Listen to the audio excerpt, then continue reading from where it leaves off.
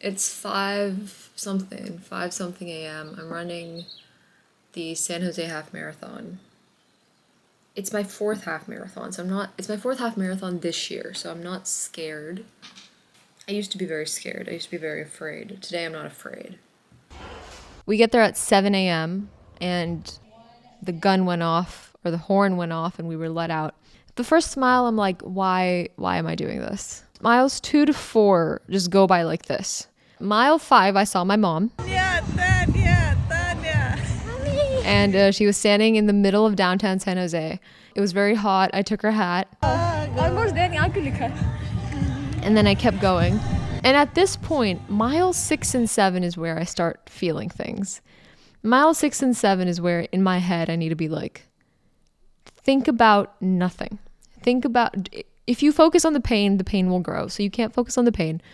You can't, I was wearing socks that had less compression than I'm used to. So I was feeling the blisters on my feet.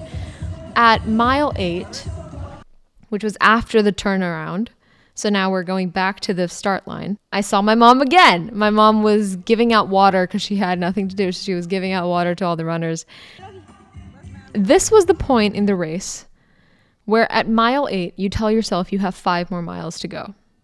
And that kind of messes with your head because you're like, I've done 8 miles and 5 miles now seems very hard.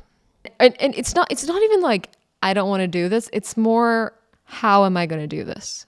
Mile 8 to mile 10, I think I was only focused on getting one leg in front of the other and not thinking about anything. So truly, when I think back to it, I wasn't thinking about anything.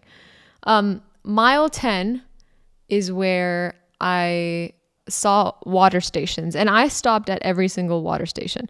When I ran San Francisco and when I ran Livermore, I was like, I'm not going to stop for any water. I'm not going to stop at all because stopping is weak. And so when I stopped for the water, I didn't just like drink the water, throw it away and start sprinting. I took the water and I walked. And I finished the water at my own pace and then I started running again. There was a group of people who had water guns and they were telling all the runners that it was Celsius. And I'm drinking Celsius right now. And then I was like, F it. And then it was vodka. I was a little concerned what the 2 little spritz of vodka would do to my performance for the last 2 miles. But no, it didn't do anything. I didn't die. Nothing happened. When you know you have a 5K left, it's helpful to just break that 5K down into each kilometer. I have a 5K. Now I have a 4K. Now I have a 3K. Now I have a 2K. Now there's literally a 1K. That helped a lot to just not stop in the last 3 miles. Since this is an entirely mental game, I just relaxed my brain.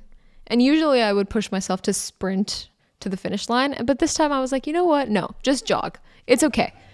Just run at your normal pace. And I did. I saw my mom again. And then I crossed the finish line and it was great. And that was my PR. I got 2:20.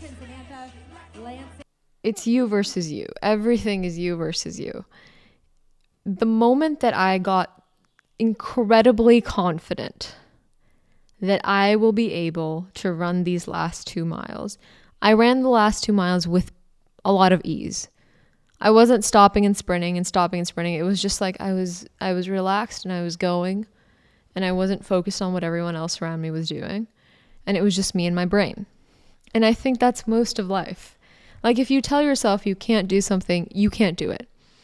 And the only way to make yourself believe that you can do something is to do a small bit of it. Like just run 1 mile. And then tell yourself you're going to run 2 and then run 2. And so you're training your brain to see with data and with evidence that you can do this.